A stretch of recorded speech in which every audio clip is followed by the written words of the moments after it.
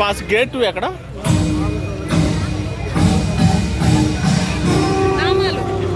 నా పెట్టించుకోండి నేస్తా.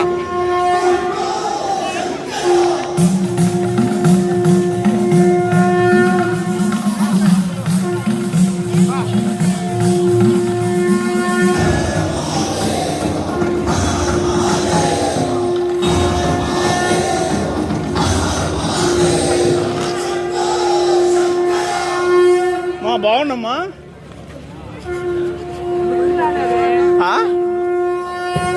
Tea shop కాడికి వస్తాం కదా మురళ. నేను బయట అంతా తిరిగి వచ్చినానమ్మా. ఇదిగో వీళ్ళని తీసుకొచ్చాను. దా డాడీ.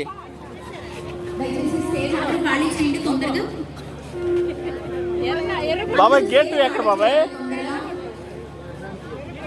అట్ట అన్నాడా గేటు? ఎవరు ఉండొద్దండి.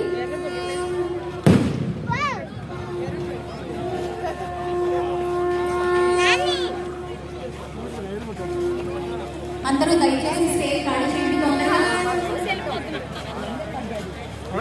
Volunteers please. టూ ఆడతా బాబాయ్. గేటు ఇదే ఉంటుంది బాబాయ్. ఇదే బాబాయ్.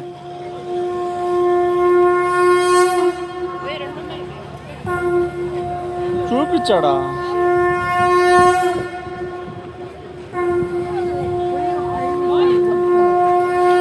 చెప్పులేం కదలే.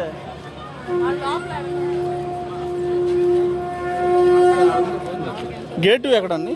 విఐపి అదా? ఇదా?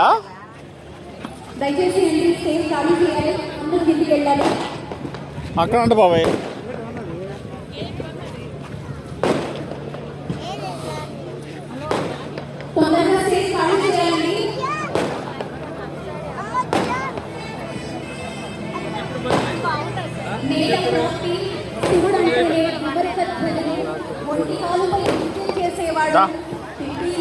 పంచభూతాత్మకం ఇదంతా శివ అనేటువంటి సమీకరణ ప్రబోధ.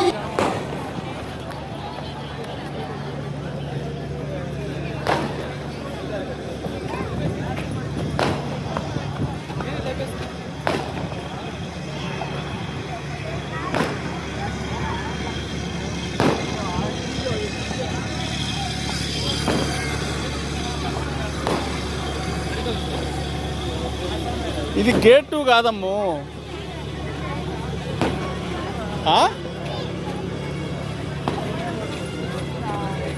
ఏడ కూర్చొని విఐపి పాస్ తీసుకోవడం దేనికి?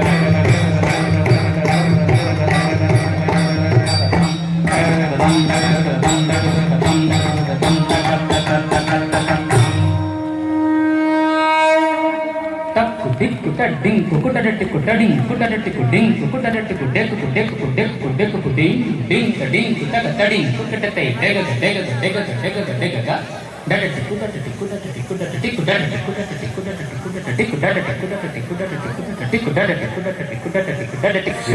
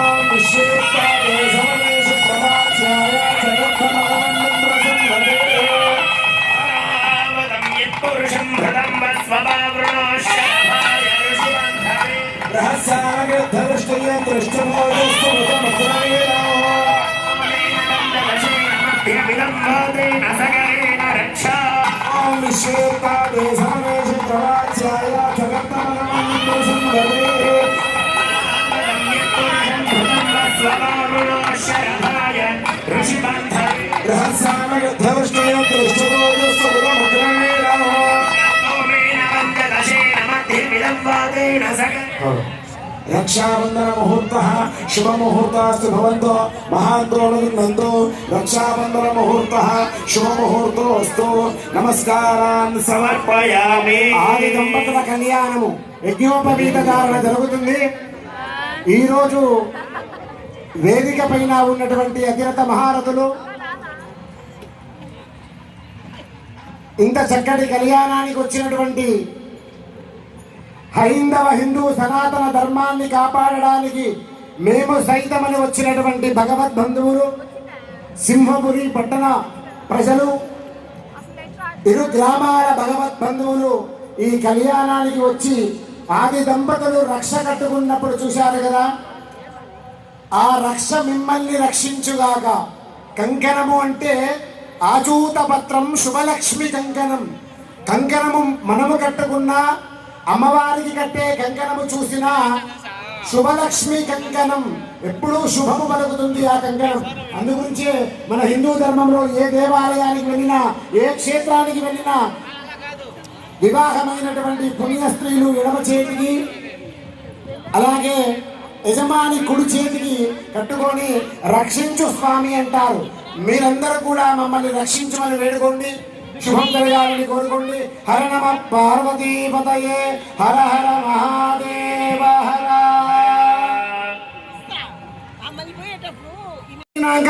నేను వచ్చానురా, అమ్మవారిని తీసుకొని అర్ధనారీశ్వరుడి రూపంలో వచ్చాను అని చక్కగా స్ఫటికలింగానికి అభిషేకం చేసుకున్నాడు ఆదిదేవుడు.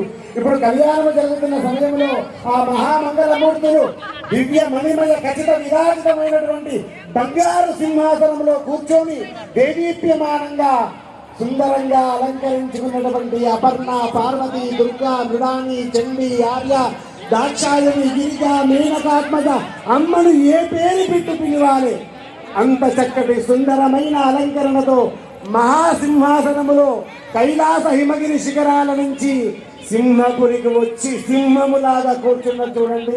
మరి ఈరోజు TV5 హిందూ ధర్మం సౌజన్యంతో మరి వేముల ప్రశాంతి గారు, అలాగే ఆ పుణ్య దంపతులు వారి కోరిక మేరకు ఖచ్చితంగా మా సింహపురిలో కూడా ఈ అద్భుతమైనటువంటి కళ్యాణము జరగాలని మరి చైర్మన్ గారు అడిగిన వెంటనే వారు ఇంత చక్కటి ప్రతి సంవత్సరము చేసేటువంటి కళ్యాణాన్ని మా భగవద్బంధువులు, మా సింహపురి పట్టణ ప్రజలు, మా కామేశ్వరి ప్రజలు, ఇరు గ్రామాలు, ఈ చుట్టుపక్కల ఉన్నటువంటి ఈ మహానగరము సింహపురి నగరం మామూలు కాదు. దేవలోకము ఎక్కడ ఉంది అంటే సింహపురిలో ఉంది. సింహపురిలో ఉంది. ఆకాశాత్ పతితంతోయం యదాగచ్చతి సాగరం సర్వదేవ నమస్కార. ఈ రోజు సర్వదేవతలు సింహపురికి వచ్చి వర్షపు రూపము, అక్షతల రూపములో ప్రతి ఒక్కరి ఇక్కడ అక్షతలు అందరికీ రావు కదా. ఆది దంపతులే ఆనందపడి అక్కడ ఉన్న పండితులు మా దాకా రారు కదా, అయ్యయ్యో మేము వెనుక లైన్లో ఉన్నాము అనుకుంటున్నారా? ఆది దంపతులు పైన కూర్చున్న వాళ్ళకంటే ముందు చూపు మీ పైననే ఉంది, చూడండి, మీరు గమనించుకోండి. కాబట్టి అక్షతల రూపంలో వర్షం కురిపిస్తున్నారు. ఇంత చక్కటి ఈ సింహపురి దేవలోకములో మా దగ్గర ప్రతి సంవత్సరం చేసేటువంటి ఈ కళ్యాణాన్ని మరి ఎంపీ గారు, ఎమ్మెల్యే గారు ఇద్దరు తిరుమల తిరుపతి దేవస్థానం చైర్మన్ గారికి అడిగిన వెంటనే ఈ కళ్యాణము ఈ సంవత్సరము ఎక్కడో ఉండే కళ్యాణము సింహపురిలో జరగడానికి ముఖ్య కారకులైనటువంటి ఆ పుణ్య దంపతులకు, ఆది దంపతుల అనుగ్రహం. ఇంకొక చివరి మాట అరక్షరంలో ముగిస్తా, వర్షము ఆపుతుంది.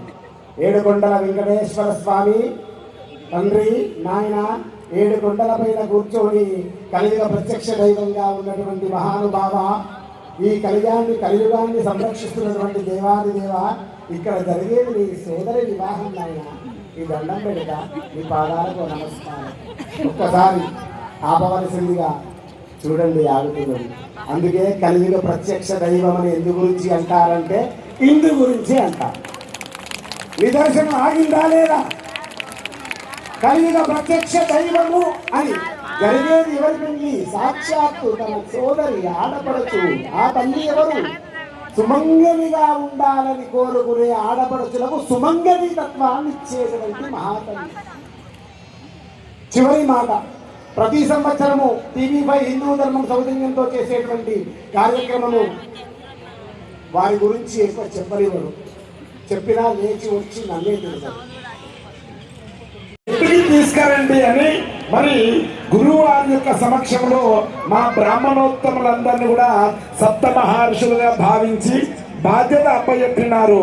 మరి ఈ సప్త మహర్షులంతా కూడా ఆ అమ్మవారి యొక్క గృహానికి వెళ్ళినారట. వెళ్ళగానే అమ్మవారి యొక్క తండ్రి గారు హిమవంతుడు, అయ్యా ఊరికే రాదు కదా, ఏదో మహానుభావులు కార్యార్థమై మా యొక్క గృహానికి వచ్చినారు, ఏమిటయ్యా మీరు వచ్చినటువంటి పని అని అడగానే ఆ సప్త మహర్షులు చెప్తున్నారు, పలాని భూలోకంలో సింహపురి పట్టణంలో కార్తీక మాసములో పరమ పవిత్రమైనటువంటి శివ కళ్యాణ మహోత్సవములో కాశీ విశ్వేశ్వర స్వామి వారికి కళ్యాణం చేయదలిసినాము.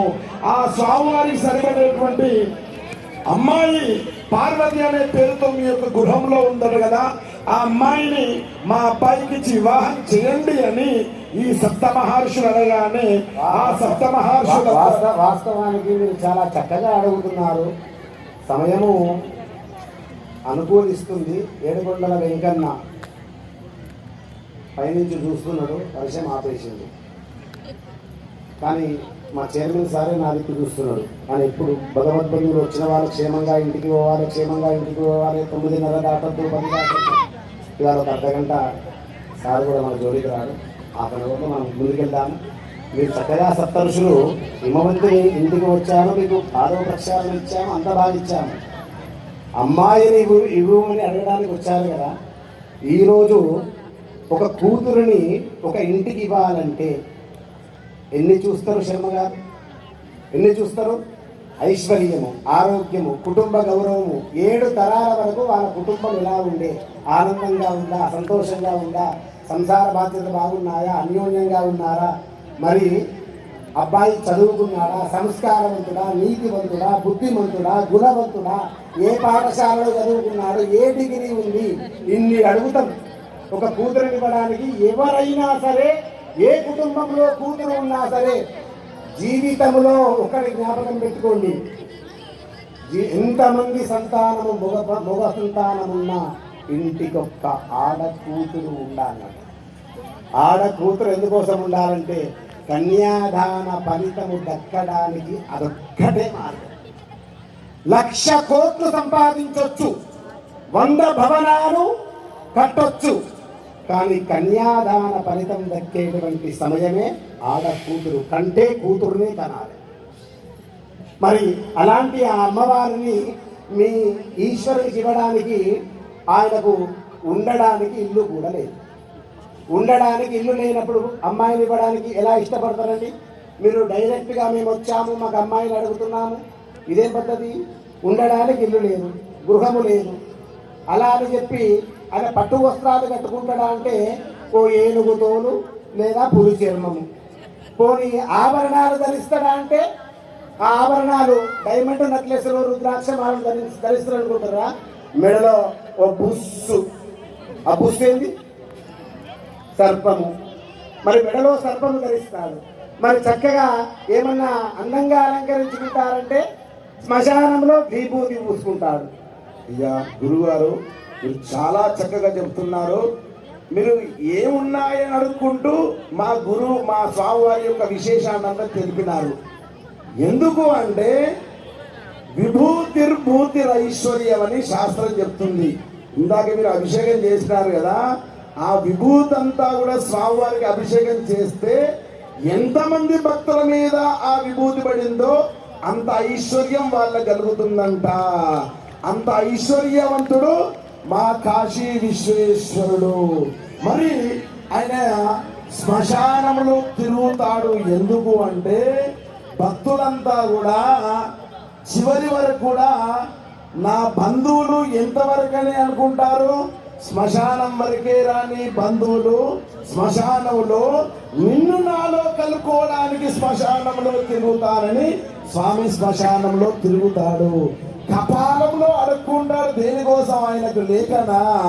మనం ఎంత గట్టిగా హరహర అంటే మనం చేసిన పాపాలన్నీ కూడా ఆయన కపాలంలోకి పోతాయంట. ఇంత గొప్పనైన అల్లుడు ఎవరికైనా దొరుకుతాడా చెప్పండి? అంత గొప్ప మహనీయుడు మా పరమేశ్వరుడు. ఆయనకు కళ్యాణం చేస్తున్నామంటే మన యొక్క అదృష్టం. తప్పకుండా. ఎందు గురించి అంటే శివలోకములో శివకింకరులు ఎప్పుడు ఏడుస్తూ ఉంటారట. ఈ శివయ్య ఎప్పుడు వివాహం చేసుకొని అమ్మను తీసుకొస్తాడు. ఈ రోజు శివకింకరులు తాండవం, ఇప్పటిదాకా శివతాండవం చేశారు చూడు, అలా తాండవం ఆడుతున్నారు. తప్పకుండా మా పట్టణ ప్రజలందరి తరఫున అంత సుందరాంగుడికి ఇవ్వడానికి మేము సిద్ధంగా ఉన్నాము.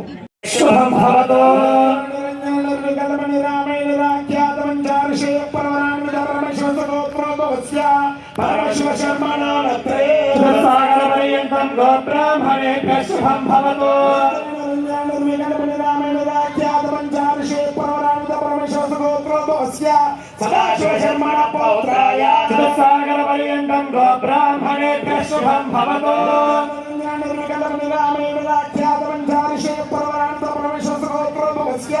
మహానడేశ్వర శర్మణ పుత్రాయ సాగర పర్యంతం గో బ్రాహ్మణేభ్యః శుభం భవతు. నిర్వికల్ప నిరామేణ రాఖ్యాత పంచారుషేయ ప్రవరాన్విత పరమేశ్వర గోత్రోభవస్య సాక్షాత్ శ్రీ కాశీ విశ్వేశ్వర శర్మనే వరాయ.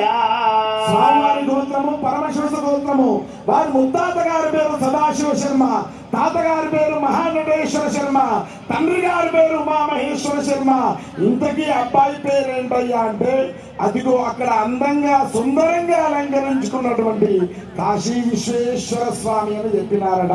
మరి అమ్మవారి తరపున ఉండేటువంటి బ్రాహ్మణోత్తములు కూడా అమ్మవారి గోత్రనామాలు చెప్తున్నారు. శ్రద్ధగా వినండి. చతుస్సాగర పర్యంతం గో బ్రాహ్మణేభ్యః శుభం భవతు. కాశ్యపహావత్సారణై ధ్రువత్రయాభిషేక ప్రవరాన్విత కాశ్యపద గోత్రోద్భవస్య శర్మణ పౌత్రే. చతుస్సాగర పర్యంతం